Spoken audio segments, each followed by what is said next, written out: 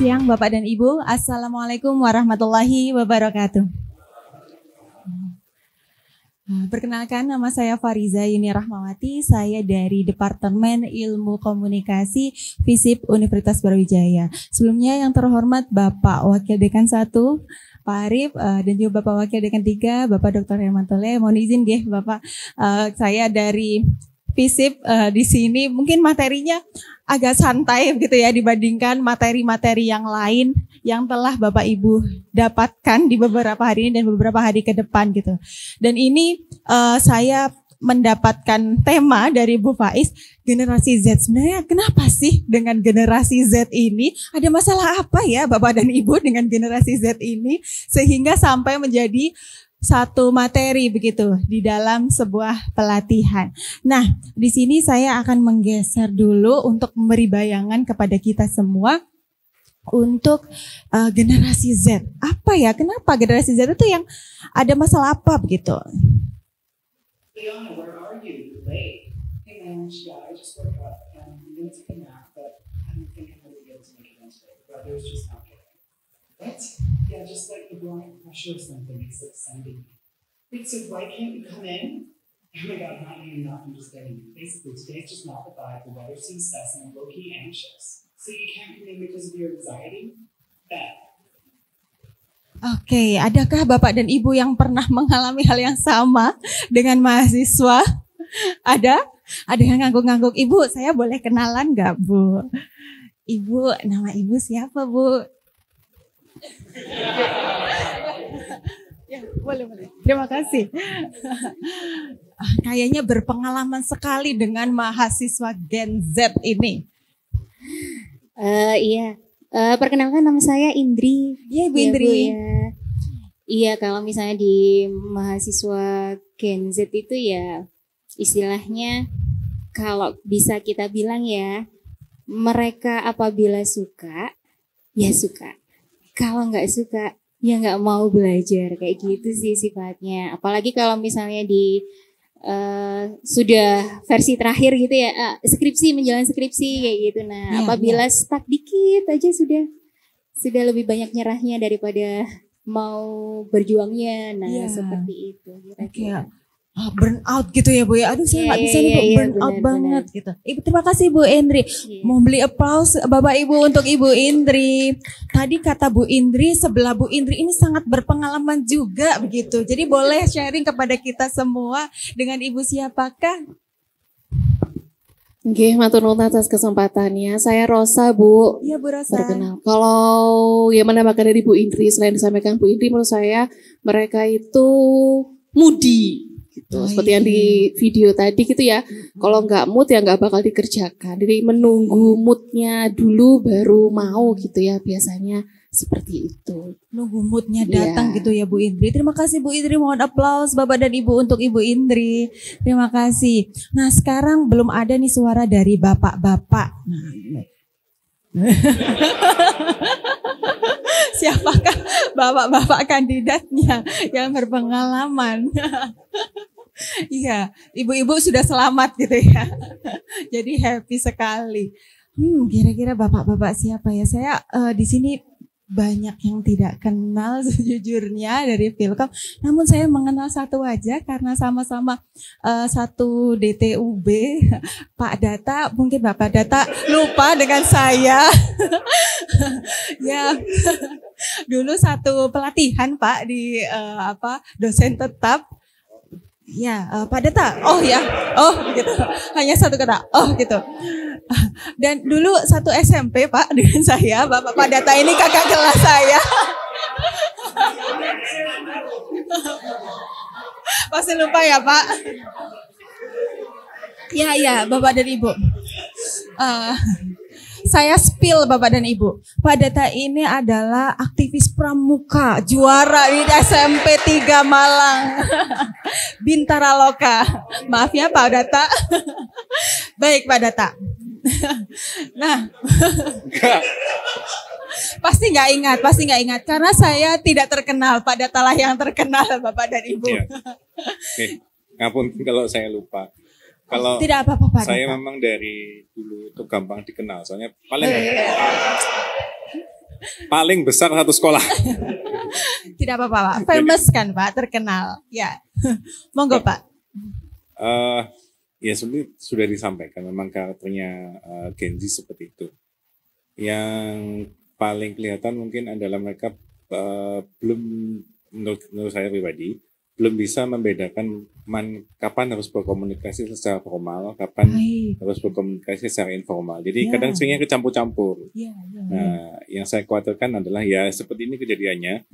Ketika mereka masuk ke dunia kerja, karena tidak bisa membedakan cara berkomunikasi, ya akhirnya banyak menimbulkan kesalahpahaman. Makanya ada yang mengatakan bahwa Gen Z ini nggak awet di dunia kerja, jadi setahun pindah. Itu karena ada dua sisi. Jadi di satu sisi mereka yang memang resign, memang mau keluar, tapi kadang juga dari perusahaannya yang tidak bisa mempertahankan mereka karena ya sikap mereka yang seperti itu. Ya, tidak bisa diterima gitu ya Pak sikapnya. Terima Baik, kasih. terima kasih banyak aplaus untuk Pak Data, Bapak dan Ibu. Terima kasih Pak Data. Nah, di sini dari apa yang disampaikan Ibu Indri, Ibu Rosa dan juga Pak Data, di sini kita lihat ada perbedaan gitu nggih, Bapak dan Ibu, dari bentuk-bentuk komunikasi generasi Z ini. Nah, sebenarnya kalau kita lihat di komunikasi sendiri ya, ini bukan hal yang benar-benar baru. Permasalahan komunikasi antar generasi gitu. Permasalahan komunikasi antar generasi ini terjadi juga di berbagai bidang gitu. Tidak hanya kita alami antara dosen dengan mahasiswa, juga kita alami misalnya di rumah, di keluarga kita. Kita dengan bapak dan ibu, juga kita dengan kakek dan nenek, itu kita ada kalanya bingung gitu. Ini kok mikirnya seperti ini ya, kok kolot sekali. Inilah intergenerational tension. Adanya gap, adanya kesenjangan antar generasi yang akan memang terus-menerus ada. Jadi kita pun di sini tidak perlu benar-benar kaget gitu ya sama ini generasi Z kok kayak gini sih. Jangan-jangan dulu orang tua kita atau kakek nenek kita juga berpikir hal yang sama tentang kita gitu.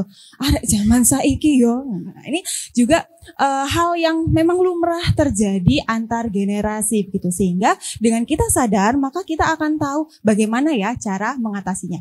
Juga selain di dunia kerja, juga di keluarga, ini menjadi permasalahan pula di dunia pendidikan termasuk di pendidikan tinggi.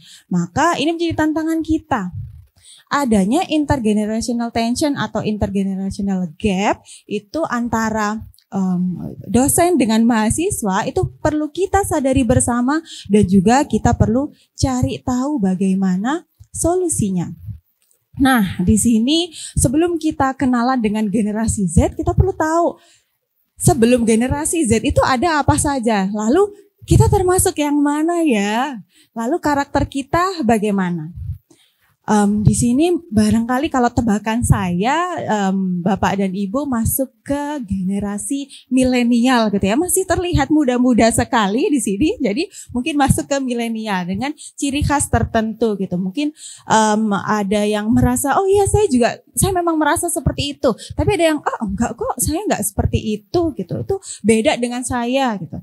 Nah, di sini memang kategorisasi generasi itu bukan hal yang mudah gitu dan tidak berlaku secara universal atau general gitu. Secara umum terjadi demikian, namun ya ada kalanya kita tidak merasakan hal yang sama. Kemudian bagaimana dengan generasi Z? Ini adalah hasil riset dari Similar and Grace di 2019. Di sana dia beri judul Generation Z Century in the Making. Dia berupaya melakukan kategorisasi sifat-sifat karakter dari generasi Z. Nah, ini dari tahun lahir ya. Mungkin Bapak dan Ibu pernah dengar gitu. Generasi Z itu yang mulai 2000 loh lahirnya gitu. Nah, di sini dasar yang dia gunakan juga beberapa riset yang lain adalah generasi Z itu yang mulai 95. Jadi sangat mungkin sebenarnya ada dosen yang masuk ke generasi Z gitu di Philcom ini gitu. Siapa ya kira-kira? Nah, ini berikut adalah karakternya gitu. Oke, Gen Alpha deh Bu Indri. Masih sangat muda, cute gitu ya. Nah, ini adalah karakter dari generasi Z. Banyak sekali hal-hal yang kalau kita lihat di sini adalah sifat-sifat yang positif gitu ya. Di sini penuh integritas, ada kejujuran, dia menilai dengan adil, kemudian loyal, bertanggung jawab, kemudian dia akan menghakimi dengan adil. Loh, kok beda ya dengan yang disampaikan Bu Indri tadi gitu. Kok ini bagus-bagus semua. Terus dia, generasi Z itu dia sifatnya terbuka atas perubahan. Dia sangat kreatif, open-minded gitu ya, terbuka atas hal-hal baru, kemudian dia selera humornya tinggi, kemudian ada keingintahuan yang tinggi sehingga ia ingin belajar. Loh, kok beda dengan yang disampaikan Bu Rosa tadi, tergantung mood gitu. Nah, ini kemudian ada keinginan untuk berpetualang, untuk mencoba hal-hal yang baru, lalu bersifat spontan. Kemudian generasi Z ini salah satu juga cirinya adalah dia toleran. Dia mampu untuk bersikap terbuka, inklusif pada orang-orang atau pihak-pihak lain yang berbeda dengan dia gitu. Jadi tidak memandang sebelah mata pada orang-orang yang memiliki ciri-ciri yang berbeda dengan dia gitu. Kemudian di sifat atau karakter yang lain yang merupakan kategori ketiga, ini adalah ulet. Ini beda banget ya sama pengalaman Bapak dan Ibu. Ini yang diteliti orang generasi Z mana sih kok beda sama yang di sini ya. Ini ada keinginan untuk belajar, keinginan untuk berusaha lebih lanjut, dia bekerja keras, motivasinya tinggi, kemudian kompetitif, dia self driven gitu ya, bisa mengusahakan sendiri di dirinya, dan juga dia peduli pada orang lain. Nah, generasi Z ini dia memiliki empati, compassion, welas asih kepada orang lain dan juga kepada dirinya. Itulah kenapa Bapak dan Ibu sekarang ini di generasi Z banyak sekali yang membicarakan tentang kesehatan mental, tentang kepedulian atas kesehatan tidak hanya fisik gitu ya. Nah, ini juga bentuk karakternya mereka gitu. Mereka berwelas asih kepada dirinya dan juga mereka baik pada orang lain. Nah, ini kok sifatnya baik-baik semua ya. Nah, kemudian value. Kenapa kok kita perlu tahu ini Bapak dan Ibu sekalian? Karena untuk kita mencapai tujuan pembelajaran ya, mencapai tujuan komunikasi kita di dalam pembelajaran, kita perlu tahu yang kita ajak belajar ini siapa. Kita bisa ngajak belajar dengan cara apa gitu. Sehingga ini nanti pendekatan yang kita gunakan bisa lebih tepat. Juga agar kita bisa mengoptimalkan potensi yang dimiliki si generasi Z ini yang memang beda dengan generasi kita sekalian. Ini value-nya. Jadi kalau kita mau mengajak generasi Z ini belajar, kita perlu tahu value yang dia pegang itu apa gitu. Nah, ada 4 value yang dipandang penting oleh generasi Z. Pertama adalah tentang sekuritas keuangan, keamanan keuangan gitu ya. Oleh karena itu banyak sekali anak-anak generasi muda ini yang sudah belajar literasi keuangan, kemudian sudah bercita-cita, saya tuh pingin ada financial freedom. Jadi saya mulai sekarang ini mau hidup frugal, minimalism. Nah, ini juga karena inilah yang value yang dipegang oleh mereka. Sehingga kalau kita sebagai dosen mengangkat hal-hal ini, kita bisa jadi dilirik gitu. Oh, ini tuh sesuai sama dunia saya. Saya dipahami oleh dosen-dosen saya ini. Kedua adalah happiness. Ini adalah hal yang penting menurut generasi Z. Bahwa ini nyambung sama yang tadi disampaikan oleh Bu Indri dan juga Bu Rosa. Bahwa belajar ini kalau nggak bikin happy atau happy-nya belum muncul, masih nggak mood ya nggak pingin gitu ya belajar. Karena happiness itu penting buat mereka. Juga mereka memandang penting family and relationship. Sehingga mereka sering banget ngomong keluarga aku itu toxic banget gitu. Orang tua aku tuh toxic, aku ada di pertemanan yang toxic gitu. Nah, ini semuanya pada toxic gitu. Karena mereka menganggap family and relationship ini penting. Oh, jangan-jangan dosennya juga dianggap toxic ya Bapak dan Ibu. Nah, ini karena mereka memandang mereka punya imaji atau kerangka di pikiran mereka ingin punya relationship atau hubungan relasi yang sehat dengan sekitarnya, atau jangan-jangan dirinya sendiri itu yang toksik ya.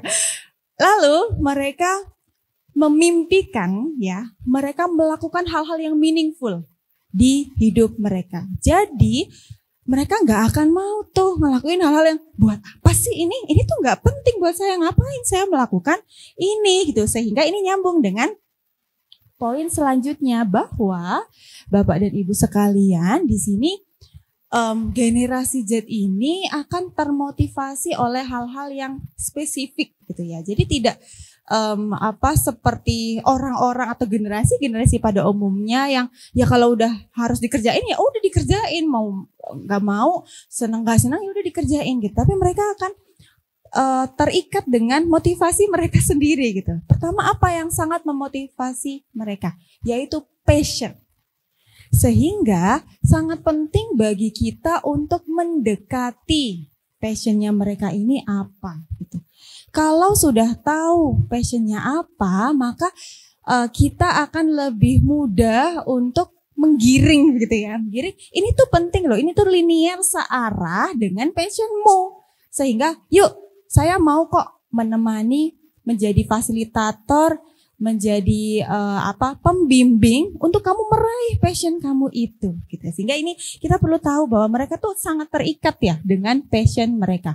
Atau ya barangkali di mahasiswa kita yang clueless, tidak tahu gitu passion saya apa gitu, terombang-ambing, galau gitu ya. Nah ini juga kita mengarahkan bahwa ini loh, temukan passionmu dengan belajar. Saya mau mendampingi pembelajaran itu begitu. Jadi mengkomunikasikan bahwa kita bersedia untuk meraih passion mereka, bahwa itu adalah hal yang penting untuk mereka tahu. Lalu yang kedua adalah generasi Z ini akan termotivasi untuk meraih hal yang penting gitu ya di hidup mereka gitu. Atau di sini disebutkan sebagai personal achievement, dan mereka sangat menghargai progres di diri mereka.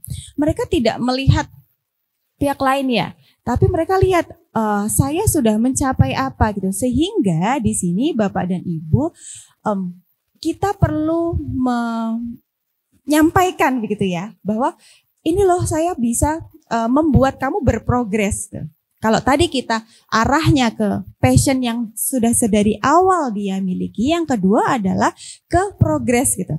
Bahwa oke, di semester 1 kamu sudah belajar apa saja gitu. Di semester 2 belajar ini udah linear nih dengan progresmu selama ini gitu. Jadi ini sangat bisa diterapkan baik Bapak dan Ibu sebagai dosen pembimbing akademik, kemudian sebagai dosen pengampu mata kuliah di kelas ya untuk meningkatkan engagement dalam perkuliahan, maupun sebagai dosen pembimbing skripsi. Apalagi mahasiswa yang suka hilang-hilangan gitu ya, sampai dosennya yang menghubungi mahasiswanya tapi mahasiswanya dirit doang gitu. Aduh, sakit sekali. Nah, ini juga perlu ditunjukkan, kamu tuh berprogres gitu. Jangan berhenti sekarang. Kamu ada progres selama ini gitu. Jadi setelah dia akan mengetahui itu, dia akan lebih termotivasi.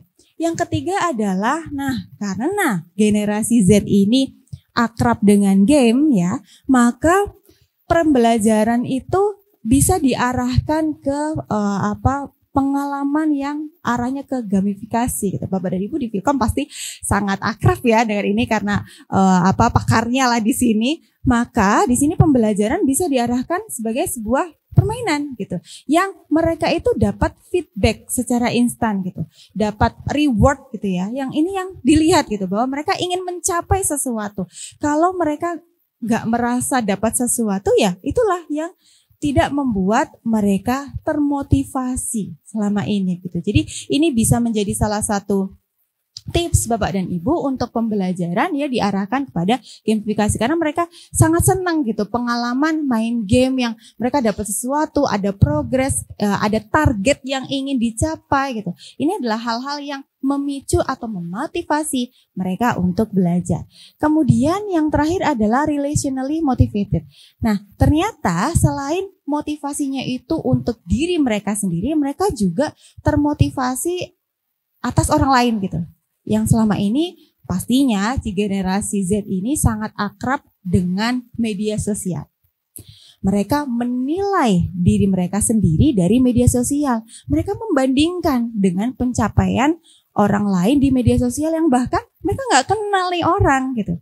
Jadi mereka ingin seperti itu, sehingga itu menjadi sebuah motivasi. Maka Bapak dan Ibu, kita bisa menjadikan itu sebagai contoh gitu ya. Orang-orang lain yang sudah sukses, orang lain yang sudah mencapai progres di tingkat tertentu, mereka, para mahasiswa kita ini bisa relationally motivated atas orang-orang tersebut gitu. Mungkin kakak-kakak alumni dari Philcom yang kemudian dihadirkan untuk adik-adik kita termotivasi, itu adalah hal yang bisa memotivasi para generasi Z ini. Nah, selain itu ya, di riset lain, nah ini agak mirip nih dengan yang disampaikan Bu Indri, Bu Rosa, dan juga Pak Data tadi gitu. Ini hasil riset dari Britsky di tahun 2013. Beberapa karakteristik juga dari generasi Z. Yang tentunya pertama, generasi Z ini sangat lekat dengan teknologi. Mereka tuh gak bisa gitu ya kalau jauh dari teknologi, jauh dari internet yang kita istilahkan hyper connected. Yang rasanya kalau HP-nya ketinggalan itu kayak separuh nyawanya hilang gitu. Jadi kudu banget balik kalau HP-nya ketinggalan gitu. Gak bawa dompet udah hal biasa karena emang gak punya cash gitu. Tapi gak bisa bayar karena biasanya pakai QRIS. Nah, ini adalah hal yang lekat sekali dengan generasi Z ini. Maka ya ini nanti karena kita sudah kenal karakternya, maka kita ini nanti bisa tarik ke pembelajaran yang kita lakukan di keseharian kita gitu, baik itu di kelas, di pembimbingan dengan mahasiswa skripsi maupun pembimbingan akademik. Lalu, nah di sini kaitannya dengan komunikasi, generasi Z ini lebih senang teks daripada talk. Nah, kalau ada telepon ini malas ngangkat gitu ya, apalagi dosennya yang telepon gitu. Maaf Bu, tadi lagi di belakang. Gitu. Padahal malas aja ngangkat telepon. Ini memang karakteristik ya Bapak dan Ibu dari generasi Z yang lebih nyaman teks daripada berbicara secara langsung. Selamat datang Bapak. Nah di sini apalagi ya kalau berhadapan secara langsung, secara face to face. Namun Bapak dan Ibu, walaupun mereka nyaman berkomunikasi lewat teks, di banyak kasus teksnya ini juga nggak tepat gitu. Misalnya ada ketua kelas yang tanya, ini Bapak dan Ibu berpengalaman tidak ya di sini, Bu hari ini ada kelas nggak? Atau mau bimbingan gitu, Pak boleh bimbingan hari ini? Jadi ini lewat teks yang tentunya kita semua paham begitu ya, ya kenapa sih teksnya seperti ini, kenapa sih WA kok begini gitu.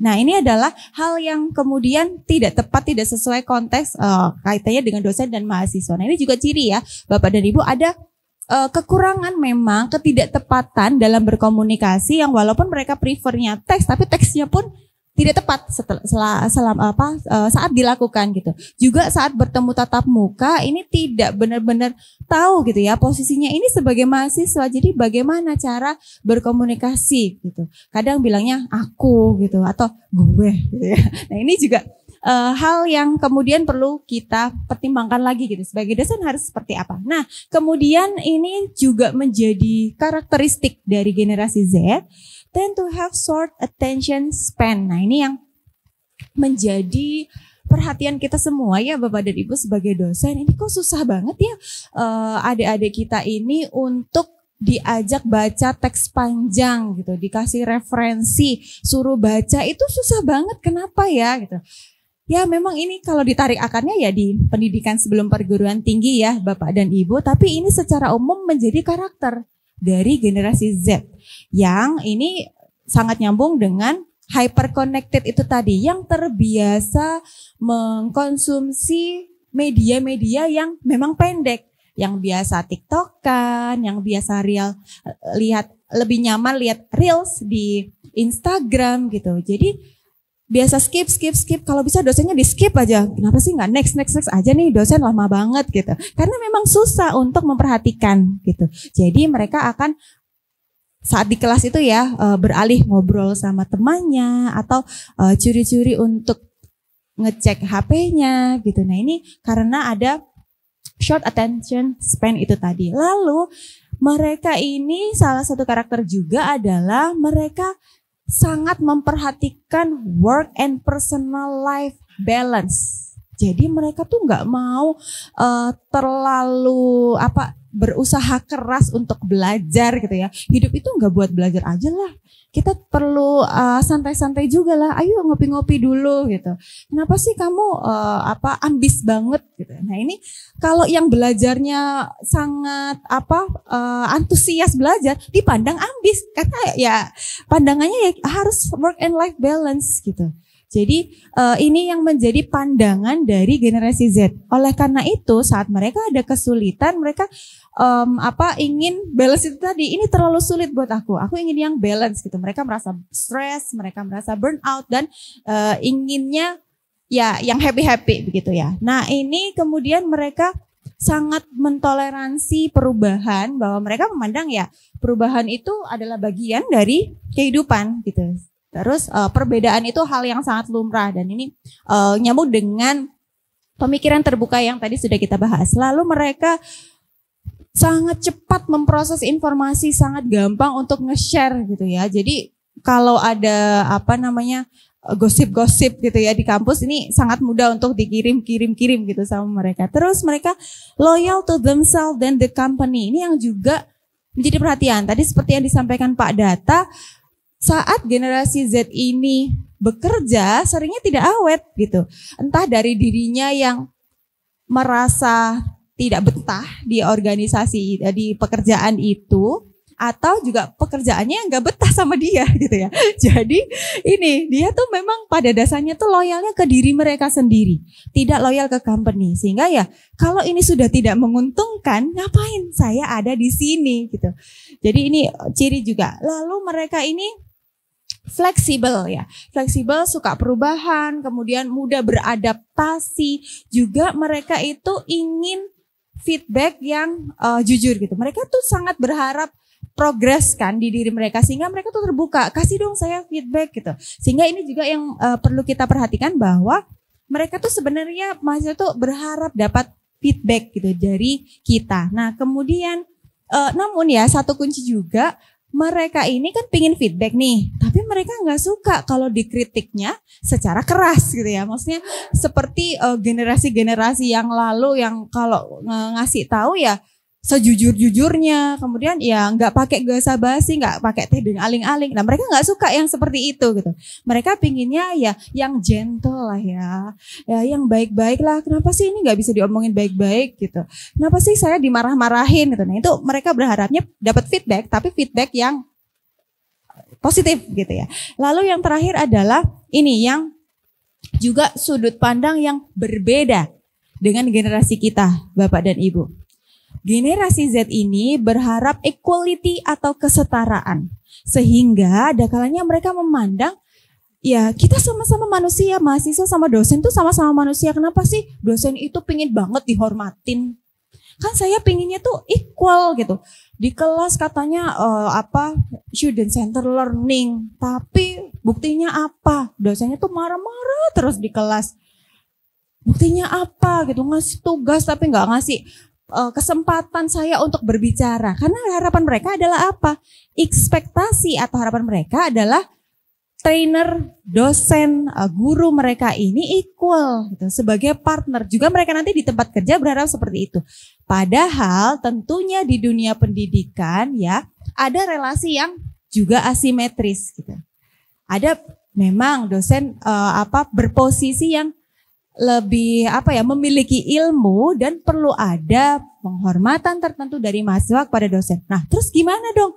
Apa yang perlu kita lakukan dengan menimbang karakter-karakter itu gitu. Nah, di sini Bapak dan Ibu di ilmu komunikasi saya membawa sebuah teori yang menjadi salah satu hal yang menjadi kajian di ilmu komunikasi yang dinamakan Communication Accommodation Theory. Secara umum, teori ini digunakan untuk melihat, mengkaji bagaimana orang-orang dalam perbedaan budaya mereka berkomunikasi gitu. Nah, di sini beda budaya dalam hal apa? Ternyata budaya itu tidak hanya kita ngomongin Jawa, Batak, Sunda, budaya Bali dan lain sebagainya. Tapi intergenerational communication ya, orang-orang di beda generasi itu juga beda budaya. Maka dari itu perlu ada akomodasi yang dilakukan orang-orang di kelompok tersebut untuk bisa komunikasinya nyaman. Terus dalam hal ini apa? Maka dalam hal ini kita semua sebagai dosen, kita perlu melakukan akomodasi, Bapak dan Ibu. Kita perlu berstrategi. Biar apa? Biar komunikasi kita bisa mencapai tujuan pembelajaran. Jadi tidak bisa kita kemudian, ya nggak bisa lah, ini anak-anak zaman sekarang ini bisa lembek kalau nggak dikerasin. Generasi stroberi ini nggak bisa. Kita harus pakai cara-cara militer gitu ya, biar mereka ini tahu gimana caranya belajar gitu. Nah di sini di Communication Accommodation Theory melihat bagaimana guru atau dosen itu perlu menyesuaikan teknik-teknik atau strategi komunikasi untuk bisa mahasiswanya ini mau ikut belajar. Gimana kalau dosennya kekeh gitu? Gak bisa, ini harus banget pakai cara lama, cara konvensional. Ya mahasiswa ini gak mau ikut belajar. Nah ini ada back sound yang cukup syahdu ya Bapak dan Ibu. Apalagi ini 11 lantai ya. Jadi apalagi yang di lantai atas gimana tuh suaranya. Baik, kita lanjut. Nah di sini ada bagaimana penyesuaian yang perlu kita lakukan agar mahasiswanya itu mau belajar sama kita gitu. Jadi nggak nunggu mereka ada moodnya, mau sampai kapan nunggu mereka mood gitu kan, ya benar ya Bu Indri. Nah ini sehingga kita bisa mengatasi kesenjangan antar generasi tersebut. Nah di sini di Communication Accommodation Theory melihat ada beberapa strategi Bapak dan Ibu yang bisa dilakukan. Di sini ada pembagian 3 strategi yang umum atau jamak dilakukan. Ada 3 perilaku komunikasi. Yang pertama di teori ini menjelaskan cara penyesuaiannya adalah dosen ini menyesuaikan perilaku komunikasinya biar lebih mirip sama mahasiswa gitu. Dan kenapa kok kita perlu mirip-miripin? Biar kita bisa menjalin relasi yang lebih dekat sama mereka gitu. Kalau orang ini sudah nyaman, kalau mahasiswa sudah nyaman sama dosennya, maka dia akan mau melakukan apa yang dosen ini inginkan gitu ya. Sebaliknya ya, kalau mahasiswa ini udah males gitu ya sama dosennya mau ngomong apa aja nggak mungkin didengerin sama mahasiswa gitu. Jadi ini strategi konvergen itu secara seperti itu. Dan sebaliknya nih, ada strategi sebaliknya yang dosen ini tidak mau sama sekali untuk mirip sama mahasiswa. Bahkan dari awal memang ingin menunjukkan, ya saya ini dosen, Anda mahasiswa.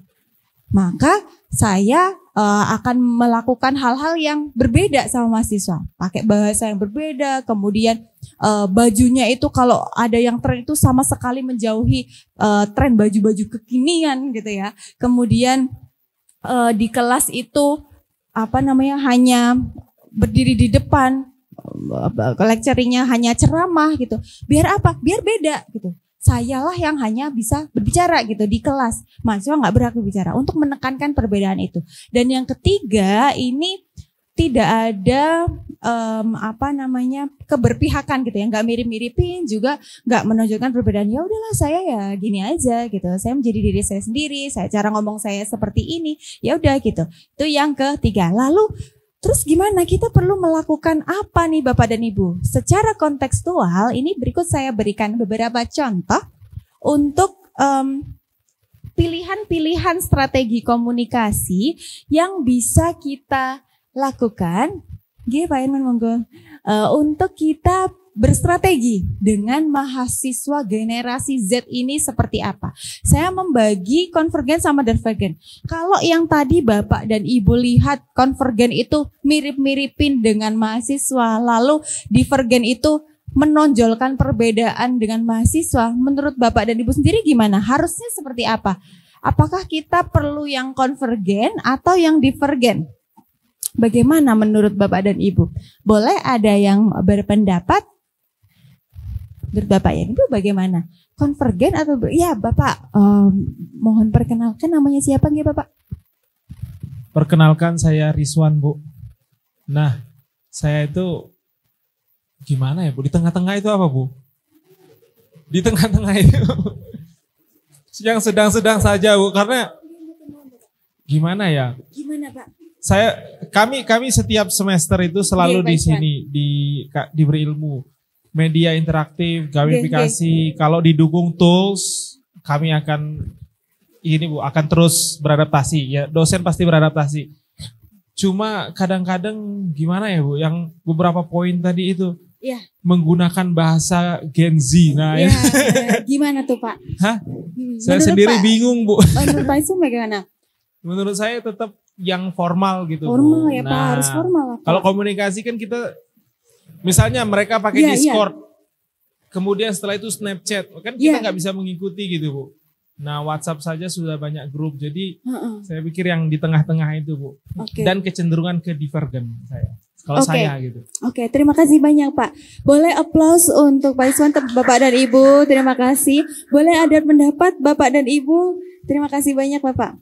Bu Rosa. Kayak favorit ya Bu Rosa ini ya. Iya, bahasa Gen Z ini, aduh gimana kita mau ngomong seperti apa di kelas pakai bahasa Gen Z gitu ya. Boleh Bapak dan Ibu. Jadi di sini saya belum menyampaikan dulu memang ini kita perlu ngapain, tapi di sini pembagian gitu ya. Ini yang konsulen kayak gini nih, ini yang divergen seperti ini. Menurut Bapak dan Ibu bagaimana? Kita memilih yang mana ya? Begitu. Apakah semuanya? Iya Pak, apakah semuanya kita lakukan? Bagaimana ini kira-kira? Di sini yang paling muda sekiranya siapa, nggih? Siapa?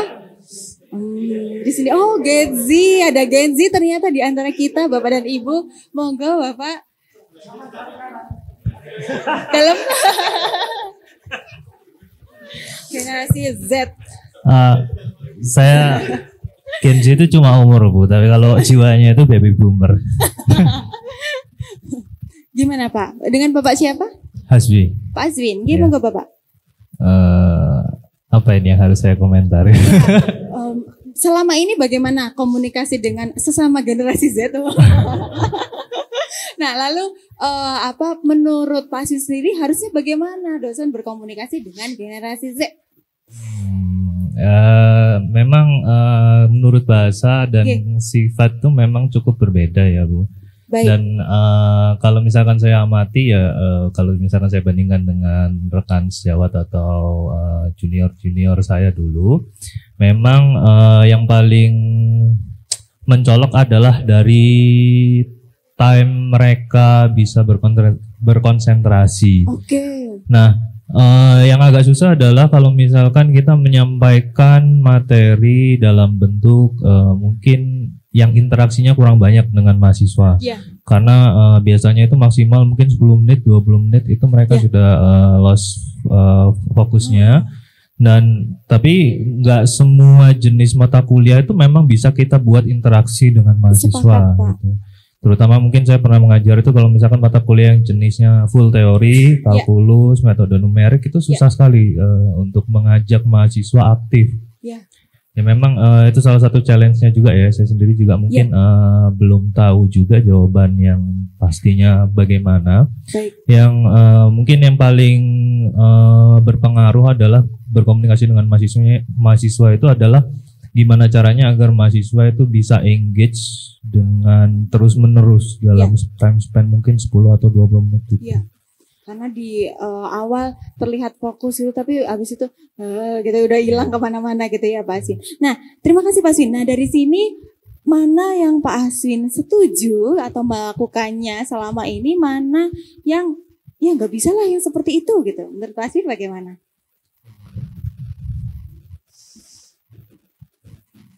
Mungkin yang mana ya? Mungkin kalau dari communication accommodation ini tergantung mahasiswanya juga ya Bu. Baik. Karena meskipun Gen Z sendiri kalau memang dia sudah terbiasa dengan lingkungan formal, saya rasa untuk hal-hal di sini itu mereka bisa menyesuaikan. Hanya saja tergantung apakah kalau bisa mereka bisa, tapi mau atau enggaknya itu biasanya. Oke, Ya. mau atau enggaknya itu Ya. bagaimana Pak Aswin? Mereka nggak mau kalau bagaimana? Kadang bias ya, mungkin di Oke. beberapa kelas yang dosennya itu bisa istilahnya mungkin relate dengan dosennya, mahasiswanya I see. itu mereka mungkin mau menyesuaikan diri mereka dengan mata kuliah tersebut. Tapi kalau Oke. menurut mereka mata kuliah ini atau mungkin dosen tertentu ini, ya udah sih mungkin saya belajar sendiri di luar, itu biasanya mereka sudah menutup diri. Oke, dari awal sudah Ya. tidak mau gitu ya Iya. untuk menerima. Oke. Ya mungkin mereka hanya datang, yang penting absen datang, tapi Ya, untuk ya, materi mereka mencari sendiri secara mandiri. Itu pun juga ada, Oke. dan mungkin nggak sedikit ya. Oh, banyak ya Pak Ya. Aswin. Nah itu ya saya juga nggak bisa menjawab juga sih itu bagaimana cara solusinya. Mungkin yang kalau misalkan menurut pandangan saya mungkin first impression itu lumayan penting kalau untuk Gen Z. Jadi menunjukkan bahwa nanti mata kuliah ini entah itu akan bermanfaat atau pembawaannya nanti akan menarik, itu biasanya akan sangat berpengaruh dengan pertemuan-pertemuan selanjutnya. Mungkin itu dari saya. Bagus sekali, terima kasih banyak. Aplaus untuk Pak Aswin, Bapak dan Ibu. Terima kasih banyak Pak Aswin. Nah, ini satu kata kunci yang tadi disampaikan Pak Aswin. Pertama adalah first impression. Saya sangat sepakat dengan hal itu. Nah, ini kita bisa menarik perhatian dari mahasiswa di awal itu dengan mengkaitkan dengan passionnya mereka atau mengkaitkan dengan bahwa ini tuh bermanfaat bagi progres mereka di masa depan gitu. Jadi seperti yang disampaikan Pak Aswin tadi, kalau mereka tidak merasa relate atau merasa ya saya tuh bisa belajar sendiri gitu. Sekarang banyak sekali media pembelajaran, banyak sekali ilmu di luar sana. Maka memang generasi sekarang ini tidak terlalu menghargai aktivitas pembelajaran atau transfer of knowledge gitu ya. Karena apa? Karena ya gampang sekali. Saya bahkan bisa dapat hal atau ilmu yang lebih dari ini gitu. Dapat dari dosen-dosen dari Oxford gitu. Gampang banget untuk dapat ini gitu. Ngapain saya dengerin di sini? Mending saya ngerjain yang lain, mending saya main game gitu. Nah, ini juga tantangan Saya sepakat dengan Pak Aswin. Maka kita perlu mengkaitkan dengan apa yang menjadi motivasi mahasiswa. Jadi, kita kaitkan pembelajaran di mata kuliah tersebut di awal kita sampaikan. Saat penyampaian RPS, kita kaitkan dengan apa? Dengan yang tadi kita telah melihat bahwa ada motivasi-motivasi yang khas di generasi Z ini. Bahwa mereka ini terikat sama passion mereka. Jadi, kita perlu menggali dulu. Mereka passionate dalam hal apa gitu. Nah, mata kuliah ini linear kok dengan passion kamu gitu. Jadi kita bisa bertanya terlebih dahulu di kelas gitu. Jadi nggak ngomong dulu tapi tanya dulu mereka ini ingin menjadi apa, ingin terlibat dalam proyek apa, lalu kita bisa kaitkan dengan mata kuliah yang sangat bisa relate dengan passion mereka. Dan juga kita menyampaikan bahwa kita tuh bisa membersamai progres mereka gitu. Dengan apa? Dengan RPS yang udah kita susun gitu. Jadi RPS yang sudah kita susun dengan sangat amat ribet ini karena buat mencapai OBE ya.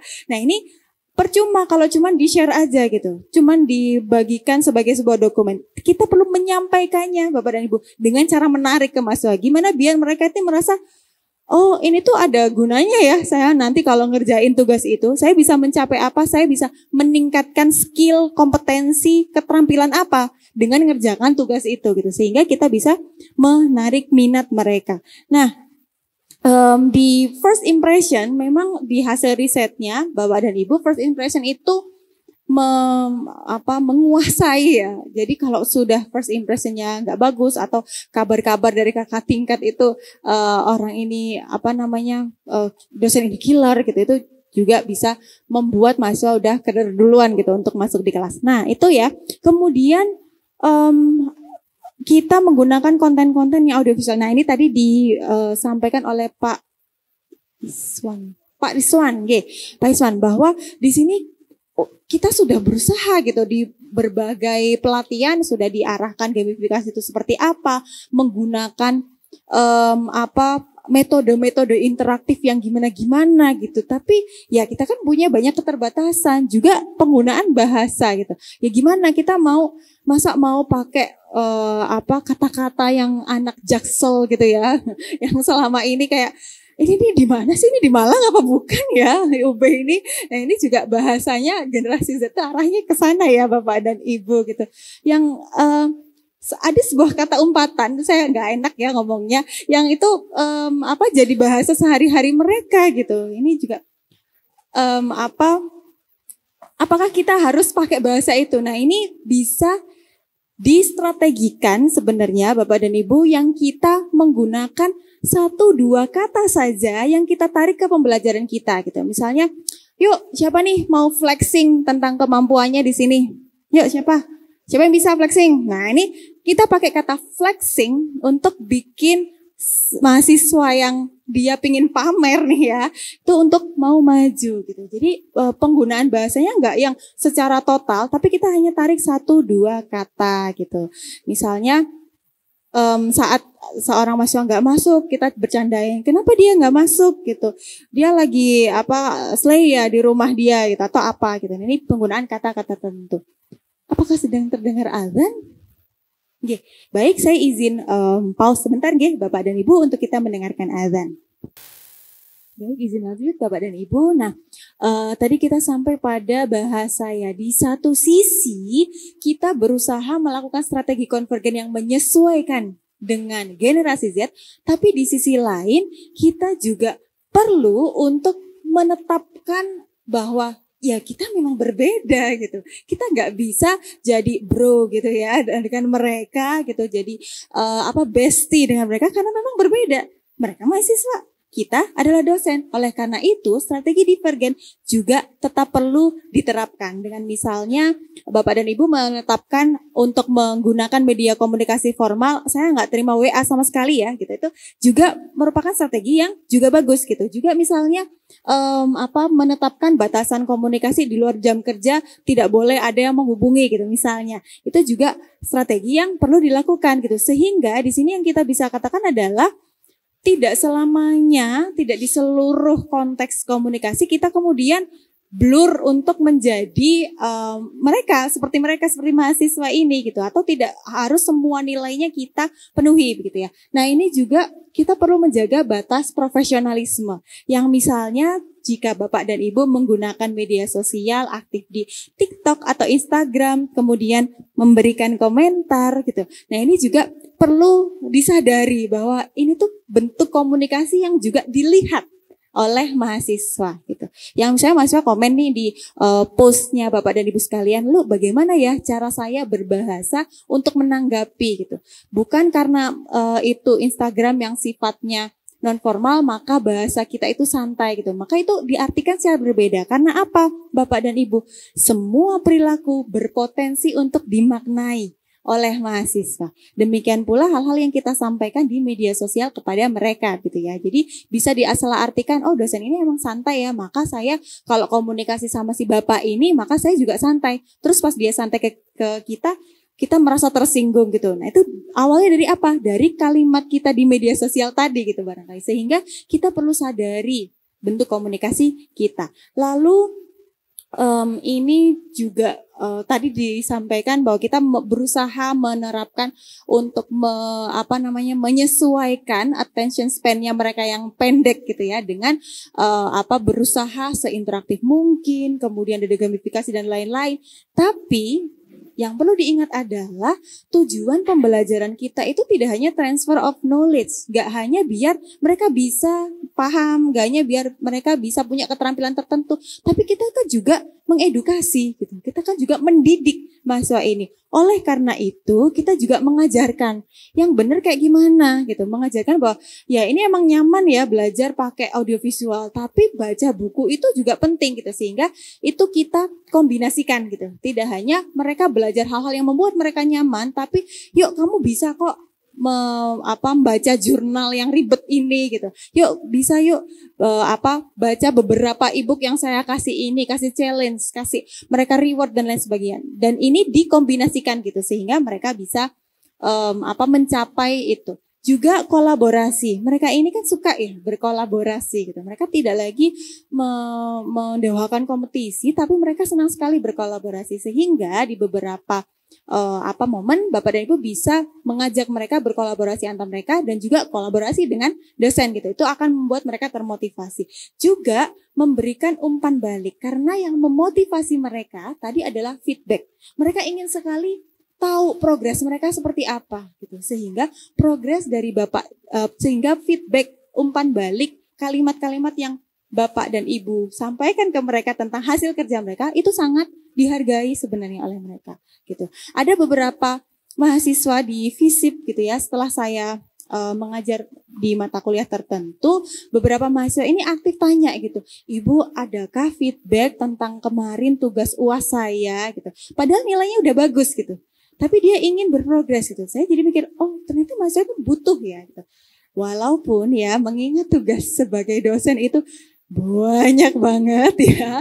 Nah, ini sebenarnya apa sih yang diharapkan gitu ya. Nah, ini ya memang feedback itu diharapkan dapat gitu. Tapi ya gimana gitu ya. Tugasnya banyak gitu. Ini kita usahakan untuk bisa memberi feedback itu caranya gimana gitu antar mahasiswa. Lalu dengan demikian kita Bapak dan Ibu menerapkan strategi ini secara kontekstual. Ada kalanya kita membuat komunikasi kita ini mirip dengan mereka ya, berusaha masuk ke dunia generasi Z.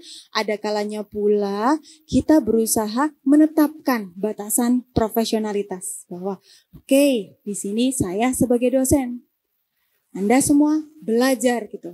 Yuk, adab dalam belajar seperti apa?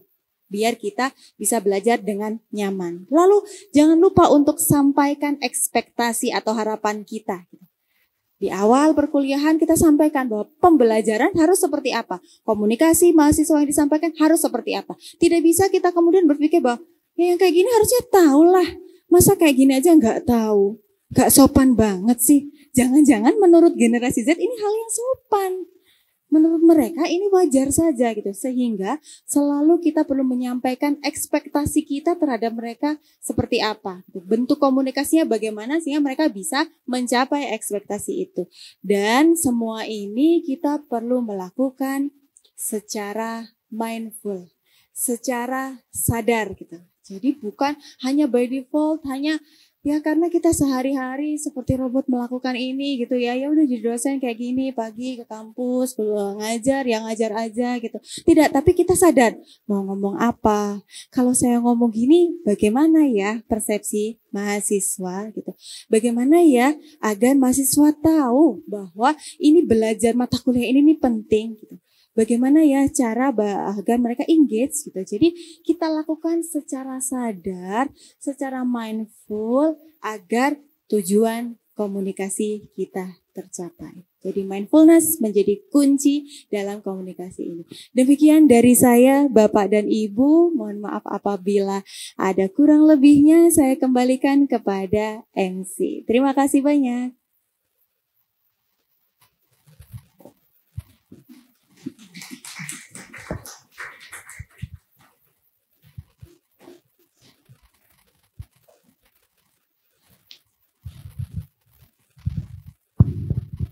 Baik Bapak Ibu, mungkin ada pertanyaan terkait komunikasi dengan mahasiswa generasi Z?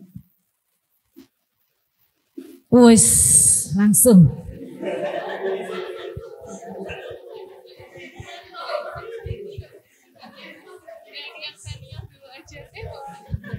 Senior merasa tua.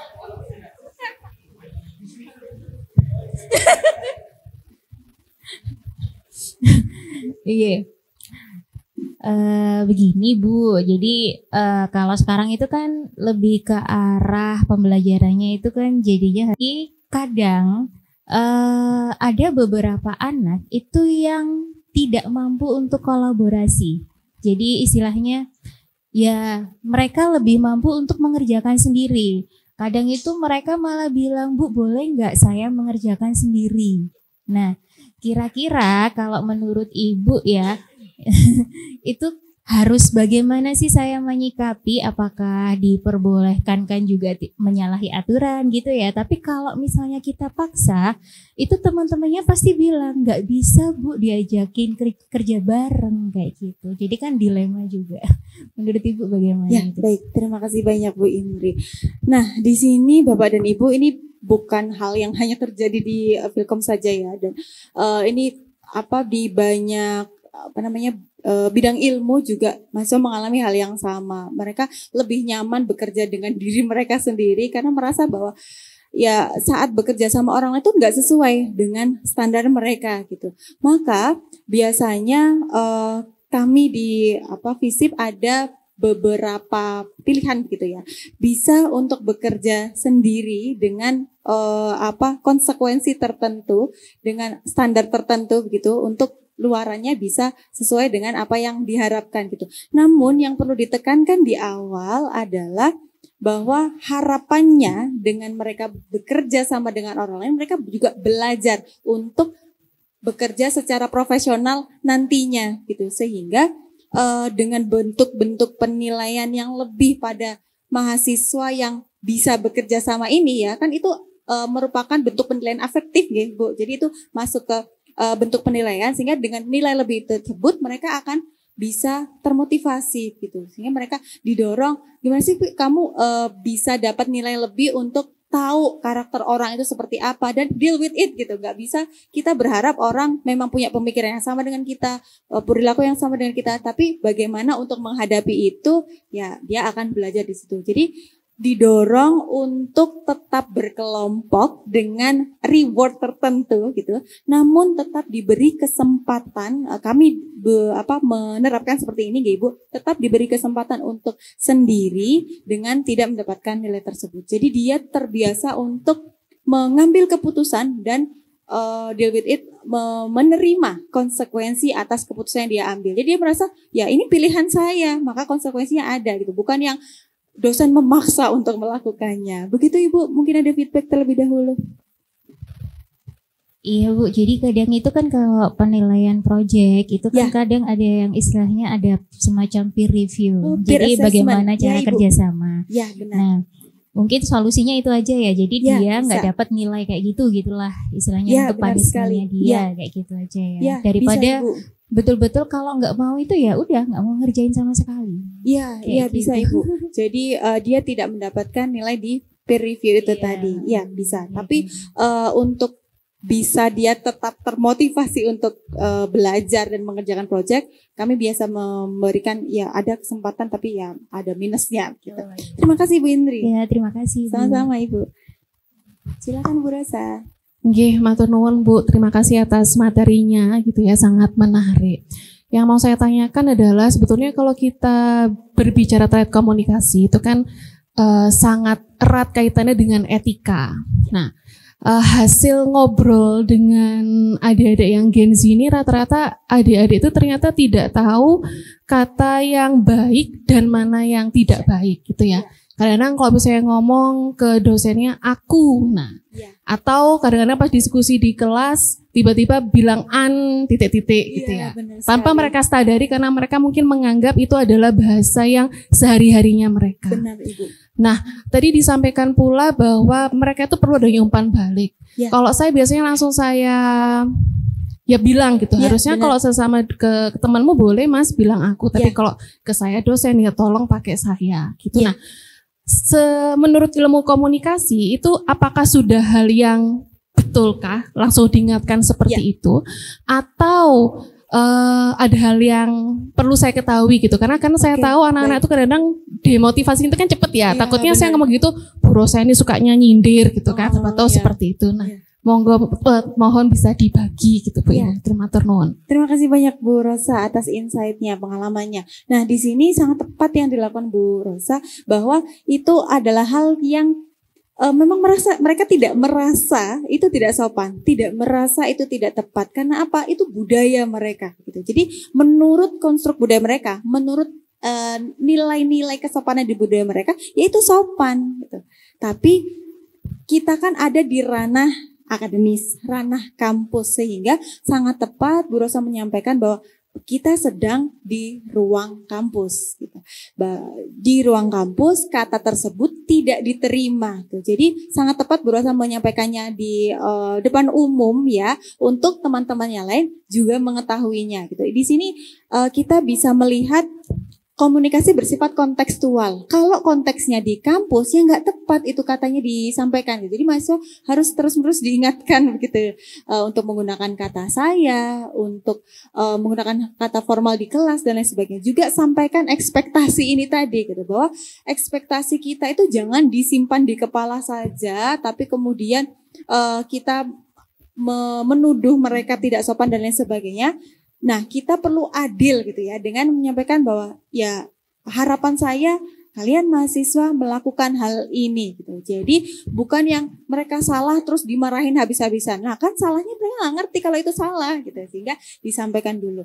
Juga di ilmu komunikasi ada beberapa hal yang saat menyampaikan kritik atau feedback, ada kalanya sesuai konteks kita tepat untuk menyampaikannya secara antar pribadi atau interpersonal. Kalau contoh yang Ibu Rosa sampaikan tadi, memang tepat untuk disampaikan di depan umum gitu ya. Untuk kelas tahu harusnya pakai kata saya, kelas tahu harusnya pakai tidak menyampaikan kata umpatan gitu ya, titik-titik itu tadi ya, itu juga harus disampaikan di kelas. Tapi ada kalanya saat kita mau menegur hal yang sifatnya sensitif atas diri seseorang, misalnya di kami di FISIP ya, ada kalanya mahasiswa FISIP itu menggunakan simbol-simbol yang mengarah ke lagi bete gitu ya. Nah, saya tidak tahu di sini apakah ada ya di Filkom, tapi di FISIP itu wow gitu ya. Jadi saat itu terjadi gitu, dan ini sifatnya personal dan cukup sensitif, kami memilih untuk menyampaikan secara personal bahwa oke, saat lagi PT itu preferensi pribadimu, terserah mau menggunakannya di luar gitu ya. Tapi ini kita di kampus, kita ada peraturan rektor yang mengatur hal tersebut, sehingga taatilah etika yang ada di kampus gitu. Jadi itu menyampaikannya personal, kayak di depan kelas dipanggil gitu, simbol ini tuh nggak boleh gitu. Nah itu malah jiwa rebel-rebelnya itu malah akan semakin timbul begitu. Itu Bu Rosa dari ilmu komunikasi seperti itu. Ada lagi kah Bapak dan Ibu sekalian? Monggo. Monggo Bapak Ibu, ada yang mau ditanyakan lagi?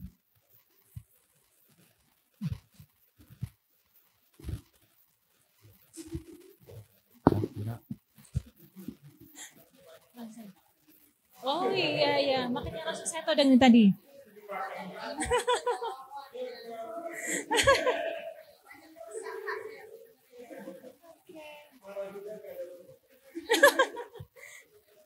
Kayaknya ini ya, daripada buang-buang energi gitu ya Pak ya.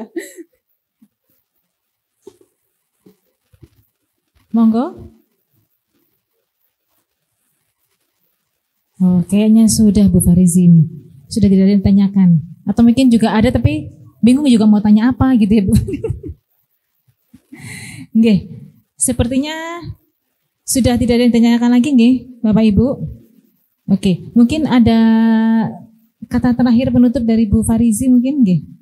Baik, terima kasih kesempatannya. Baik Bapak dan Ibu, di sini yang perlu kita garis bawahi mungkin bahwa kita sebagai dosen tidak hanya transfer of knowledge, tapi kita juga memiliki kewajiban untuk mendidik adik-adik kita, sehingga saat adik-adik kita yang sangat kita sayangi ini kita melihat mereka melakukan hal yang kurang tepat, maka ya karena kita sayang sama mereka, kita rangkul untuk kita berikan, kita sampaikan dengan baik bahwa oke, yang tepat itu seperti ini. Sehingga kita menyampaikan sesuai ekspektasi kita gitu ya, dan juga kita lakukan secara mindful. Demikian dari saya, terima kasih banyak Bapak dan Ibu, utamanya yang banyak berinteraksi hari ini. Mohon maaf apabila ada kesalahan. Saya izin menutup. Wassalamualaikum warahmatullahi wabarakatuh dan selamat siang Bapak dan Ibu. Saya kembalikan Ibu. Waalaikumsalam warahmatullahi wabarakatuh. Terima kasih banyak Ibu Farizi. Mohon aplausnya untuk Ibu Farizi, Bapak Ibu.